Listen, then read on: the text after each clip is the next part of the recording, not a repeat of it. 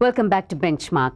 Beginning today, we will focus on the upcoming fiscal budget in our Spotlight segment over the next 4 weeks by speaking to key biz people about what they anticipate Budget 2012 will deliver.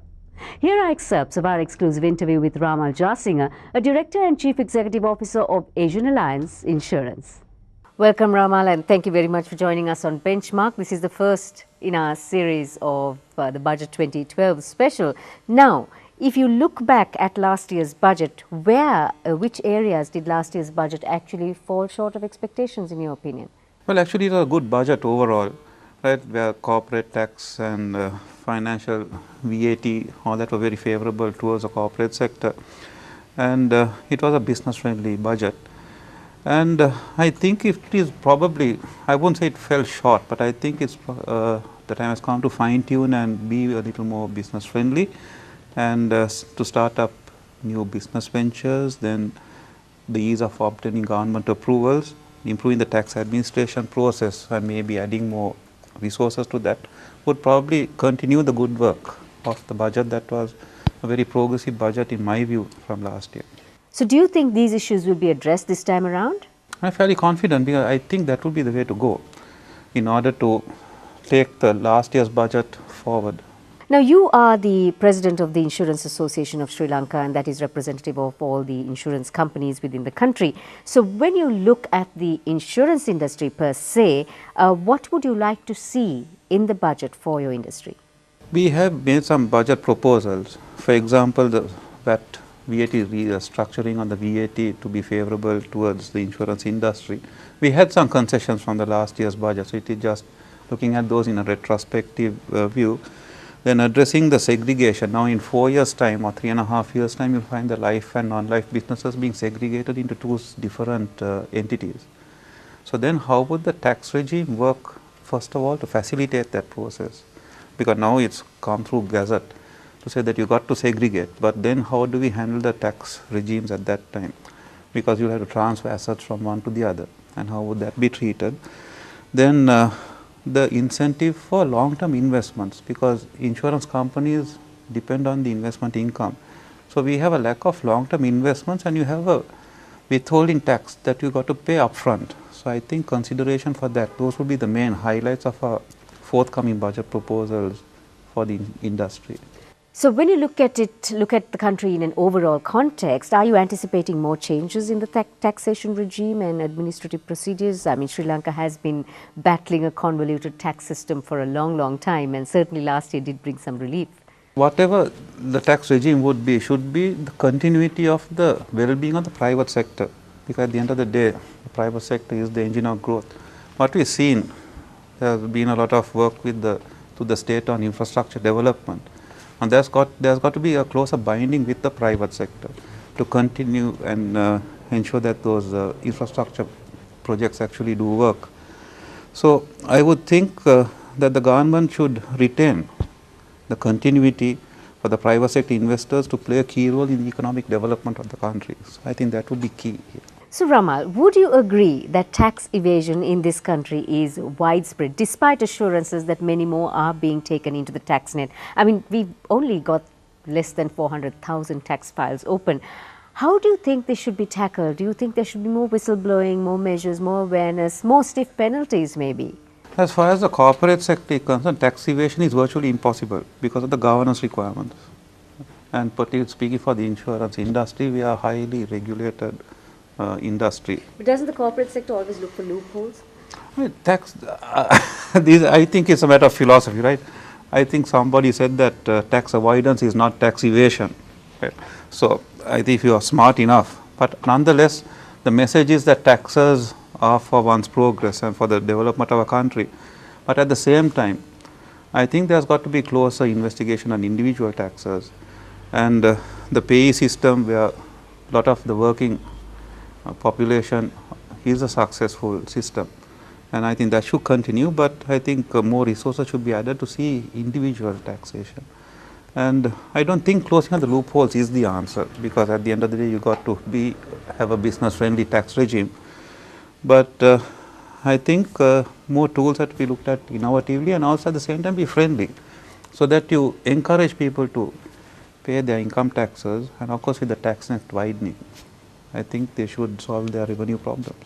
Now, in the name of development, Sri Lanka has been borrowing steadily, and look at what we are leaving our future generations, a country that is up to our eyeballs in debt. Now, can you live with the rapidly increasing levels of borrowing in the name of development, of course? Is this a necessary evil? Well, the risk of relying on foreign borrowings is that there is a turmoil in global markets, then the country is exposed to a thing called capital flight, that is sale of bonds by foreign investors. I think that is the major issue here. So this could lead to exchange rate volatility, and it might even be noted that, I mean, economies like the US are still struggling with their debt repayments, and all borrowings, I think, should be linked to investment activities so that the income generation can play a role, and we should have favorable arrangements and terms so that when you say necessary evil, yes, I mean, we got to develop, but at what cost and how. So I think improving tax collection and managing the deficits and ensuring that the revenue streams are smooth would alleviate the exposure that we have. And nonetheless, I think we got to be conscious of the exposure and to be a bit more careful about the bonds that are offered to us. Time for a commercial break now, and when we return, Ramal Jasinger touches on the topics of poverty, the SME sector, and how problems in the West could influence Budget 2012. Stay tuned.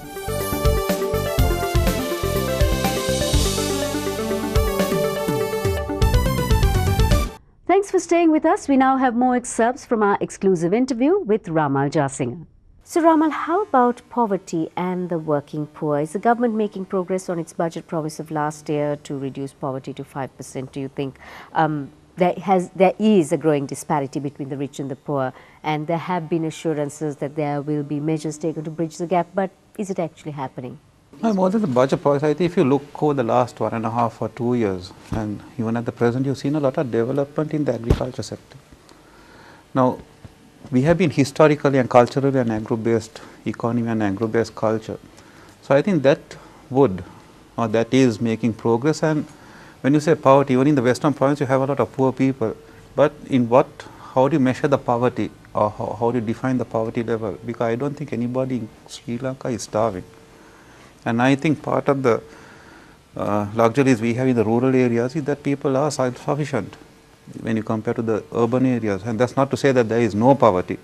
So you got the agriculture and more land now, thanks to the settlement of the war, more land available, arable land available for agriculture. So I think the agriculture sector will play a large role in, and more encouragement towards maybe the peasantry and the cultivator based economy, and also the growing side economies of the development of tourism.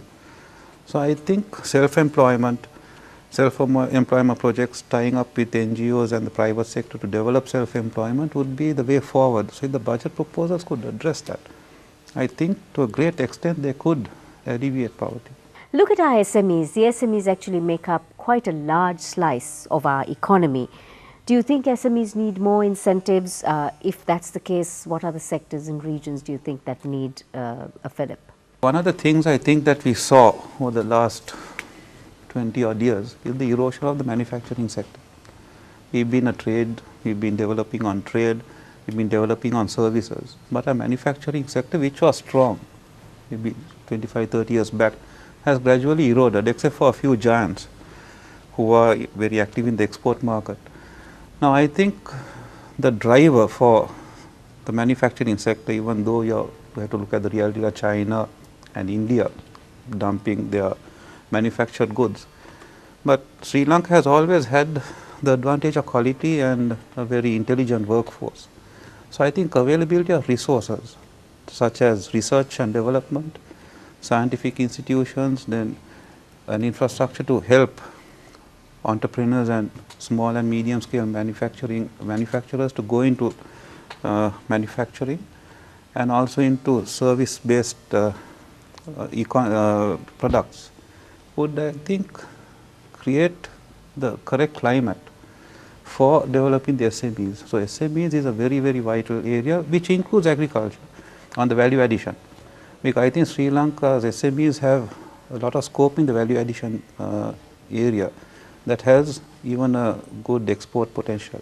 So in an overall context, when you look at Sri Lanka, what are the sectors do you feel need to benefit, maybe with lower tax rates, concessions, tax holidays, even from your industry's point of view? Yes, one of the main things addressing insurance, first of all, is for the lack of social security network to incentivize or give tax breaks to more people to take on life insurance policies. Right now, the qualifying payment stands at 75,000, which is not sufficient because the earning capacities of the middle class, lower middle class clients have increased, and you would encourage more to take on insurance policy if there's a tax advantage. So raising the tax, the qualifying payment to anything over 100,000 would be a definite boost, and also help the aging population and the burdens that arise from it looking into the future. Then of course I think tax breaks on agriculture, tourism, construction, transportation, industrial sectors would certainly see a development, and it is a link. It would tie up with the policies of the government to build a very strong service and middle SME sector. We've been seeing the world going through some very bad patches in the last 2 years or so. Well, there's been the Middle East crisis, which continues to escalate, oil prices, a meltdown in the US and the Eurozone probably. Now, when you look at the impact of global issues and possibly even a possible financial crisis in the near making in the West, will all this that's happening around the world influence the government's decision making when it comes to the budget? I tend to be a little over optimistic on this, because Sri Lanka has traditionally been a lucky and a blessed country. We have survived recessions, we have survived global turmoil, we have survived 2 world wars, we have survived a civil war. So to that extent, somehow we have had a way of tiding through all the bad times, and the global influence has not been too much of an impact. Definitely it impacts our exports, but because the Middle East is a large tea buyer, so that would have, I would say, a temporary setback, and also imports would be at a higher cost. So that definitely will have an impact, but I think we are resilient enough. So we have to manage and also see, as a marketing professional, I believe that difficulties create opportunities. So maybe we need to look at new markets, probably export more to the SAARC countries. The Asian region are having a lot of development as opposed to the West, and now we are being the main economic hub. This gives us an opportunity to explore new markets and new products. So I think it's a time of reckoning, a time of opportunity, and a time of looking inwards. What are the budget sensitivities, do you think? Price of oil, natural disasters, political instability, waning investor and business confidence. Do you think these are to be addressed, and how will they be addressed? Obtaining foreign grants to finance a budget deficit may become more of a challenge if there is a significant downturn in the US and Europe, and today the European Union has failed, and the US is trying to struggle with their debt repayments. So maybe areas like, as I said earlier, looking towards the SAARC countries, which are relatively more prosperous or doing well or doing better than them, would be the way forward. And I think there would be more of a tendency for a lot of the developing countries to move towards that area. So the immediate benefit would be developing tourism and the service sector, where we could be part of the SAARC development, and being a major member of the SAARC membership, I think we have a lot of potential. That was Ramal Jasing of Asian Alliance Insurance, and the Voice of Business is up next. Stay with us.